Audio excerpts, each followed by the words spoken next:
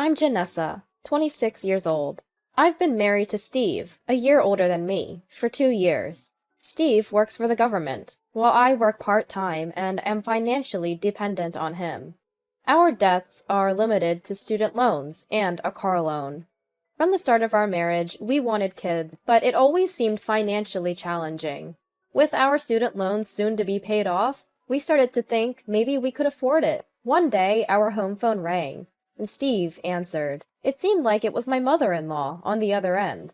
I was doing house chores at that time and couldn't catch the entire conversation, but they seemed deeply engrossed in their chat. About 30 minutes later, Steve hung up, saying he'd discuss it with me. "What's up? Anything wrong with mother-in-law?"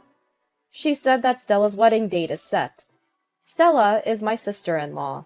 We get along pretty well, emailing occasionally. I had heard about her boyfriend, so learning about their upcoming wedding was heartwarming. "Oh, really? Finally! When is it?" For some reason, Steve didn't seem as thrilled. "Well, about the wedding? Did something happen to Stella? My mom wants to contribute to the wedding expenses and is asking to borrow $10,000 from us." "Wait, what? Why us? We're not in a position to lend that amount." She mentioned that Stella's fiancé intends to pay for everything without any help from his parents. But mother-in-law wasn't too pleased about that and wants to help out financially. Why would she borrow money from us when they're trying to handle it themselves? In fact, we received $7,000 from them for our wedding. Though we intended to repay it, after an intoxicated relative of Steve's dad caused chaos at our wedding reception, we considered it compensation for the ruined event. We shouldn't lend the money without discussing it first. Recalling our wedding, I remembered feeling upset with my in-laws, especially my mother-in-law, who made comments about my parents not chipping in. With a troubled look, Steve tried to persuade me. We do have savings over $10,000, but it's in a fixed deposit, and it's cheaper to borrow than break the deposit. It's a perspective we both share. Mother-in-law suggested that since Steve's a government employee, he could get a low-interest loan. She promises to repay us as soon as they receive the wedding gifts. But I just don't feel good about getting into debt, especially for this reason. Why should we borrow money to help mother-in-law show off? Moreover, it's surprising to know they're strapped for cash. Steve's dad runs his own business, and though mother-in-law works, I'm not sure about her job status. My sister-in-law has a full-time job. Each time we visit them, mother-in-law brags about her overseas trips, designer outfits, and luxury brands like Chanel and Louis Vuitton. She seems to be living beyond her means, which annoys me. Moreover, Steve mentioned mother-in-law intends to keep this loan a secret from Stella. If you're dead set on this, at least be transparent with your dad and Stella. I don't want to be part of any secrets. Well, I understand my mom's desire to look good. Let's just stay silent on this, okay? Janessa, don't you think you're being a bit too cautious? What? You're saying I'm being narrow-minded? No matter how much she promises to pay back, it's still a significant amount of money. We need to think about this. I was starting to get irritated by my husband's careless remarks. It's not that I dislike Stella. Stella's genuinely a sweet girl. She even stood up for us when that drunk uncle caused the scene at our wedding. I was planning to give her a regular wedding gift.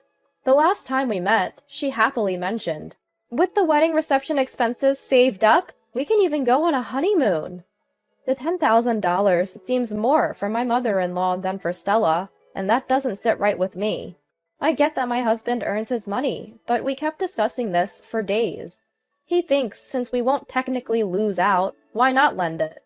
But I can't stand my mother-in-law's casual attitude about borrowing money. Our talks never end well, and we risk slipping into arguments. This is the first time since our marriage that our views diverged this much. What really irks me about my husband is that if we do lend the money, he needs to explain the situation to his father and sister.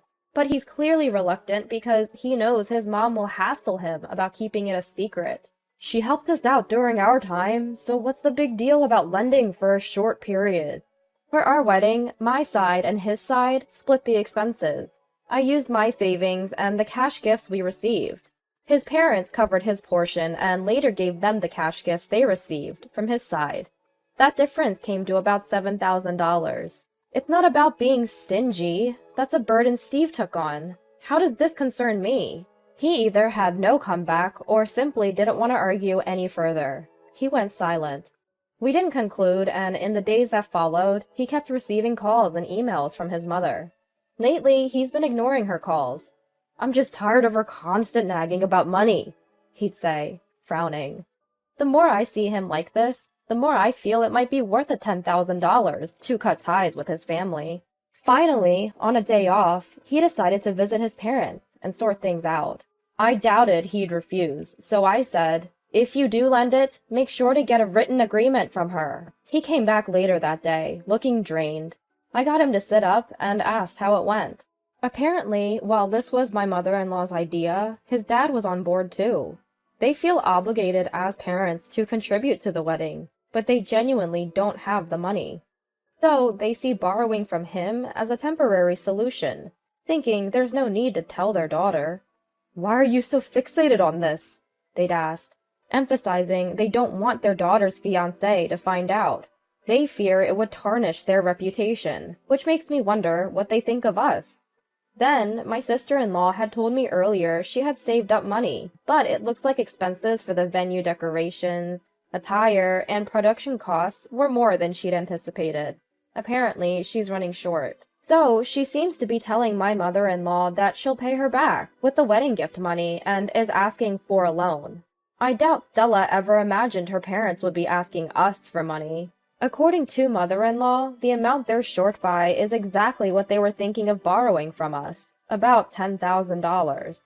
Also, it seems there's been some friction between my sister-in-law and her fiancé over the wedding and reception, but it's unclear what the exact issues are. Should we just lend them the money secretly? You know how stubborn Janessa is, right?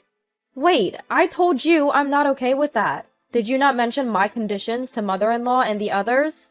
Come on. You can see how much of a hassle it'll be if I tell them, right? Why do we have to deal with this on our day off? That's what I should be saying. They're your parents. I'm not even related by blood, so I'm the one getting dragged into this. Don't get it twisted. You really can be cold-hearted. You might say things bad about my mom, but it's not for her own leisure. Can't you understand a parent's feelings, wanting to provide for Stella? Don't you get it? If it's for Stella's sake, shouldn't they have thought about Stella's future way in advance and saved up? And Steve, he borrowed the maximum amount for his student loans because he just went along with what his parents said. Now he's struggling to pay it back. They've been on overseas trips since Steve was very young, and he doesn't even remember most of them. If they had skipped a few trips, wouldn't that have eased the loan burden? The bag mother-in-law carries is worth about $3,000. I don't like hearing bad things about my parents either. My bottled-up frustrations exploded, and I vented it all out on my husband. He'd been yelling with such intensity earlier, but now he's silently looking down. Thinking he might be angry, I took a peek, and he looked pale. "That bag cost $3,000? Really?" I silently showed him the price I found online for mother-in-law's bag. I'm not sure if mother-in-law's bag is genuine, but my husband isn't familiar with luxury brands and their counterfeits, so I kept quiet. Plus, mother-in-law always shows it off to me with pride. Even if it's a fake, she might have unknowingly paid a lot for it. What do mother-in-law and the rest plan for their retirement if they're spending lavishly but can't spare $10,000? You're right. My feelings are torn because it's my sister's wedding and I want to help as much as possible. But something's off with my mom and my dad. We're not saying anything about it. Seems strange, too. In that moment, my husband's perspective shifted completely, and he sided with me. I borrowed his phone and sent mother-in-law an email. To summarize the contents, why is it okay to make your son take on debt if you don't like borrowing from consumer finance? You called my parents cold-hearted for not giving money, but is making your son take on debt and give money kind-hearted? What do you think about not having $10,000 at your age? I understand the benefits of using the mutual aid system, but since my sister-in-law's fiancé is a public servant, shouldn't he be the one to take advantage of it? I wonder if my sister-in-law, her fiancé, and their parents even know about the situation. If they're unaware, how do they plan to recover the wedding gift money? Depending on their response, I'll reconsider my relationship with them. I sent a message articulating all these concerns in a very sarcastic tone. Back in college, I earned a master's degree in law, which seems rather useless in my daily life. But in moments like this, I feel as if I got it just to craft such messages. I showed my draft to my husband, and with his approval, sent it. In about an hour, a reply came. "You dare speak to your in-laws like that? Consider your place. Basically, it's Steve borrowing money, not your place to interfere. You've been married for about 2 years now, and it seems you can't have children. Maybe it's time for some self-reflection on your role as a wife." The condescending tone pissed me off, but there was no direct answer to my questions. Frustrated, I quickly fired back an email. "We haven't legally adopted you, so you're not my parent. Even if you were, I'd still ask what I want to know. My husband and I share our finances, so I believe I have a say in how we spend our money. And as I said, I'll leave the final decision to my husband. We're not struggling to have kids. We're both working and juggling car loans and your son's student loan repayments. So financial stability isn't easy for us right now. We've made plans, so please refrain from interfering. And I don't recall marrying you just to produce a grandchild for you." I've never spoken out against my mother-in-law like this before. I regretted the impulse email a bit, but my husband assured me, "If she says anything, I've got your back." The next email from my mother-in-law read, "You truly are a pitiful person. You think you can corner me with your pretentious behavior? How miserable. If I could turn back time to the day Steve first brought you home, I would oppose the marriage with all my might. If there's one thing I regret, it's not seeing your true nature sooner. If you ever find yourself in a tight spot, don't expect any help from me."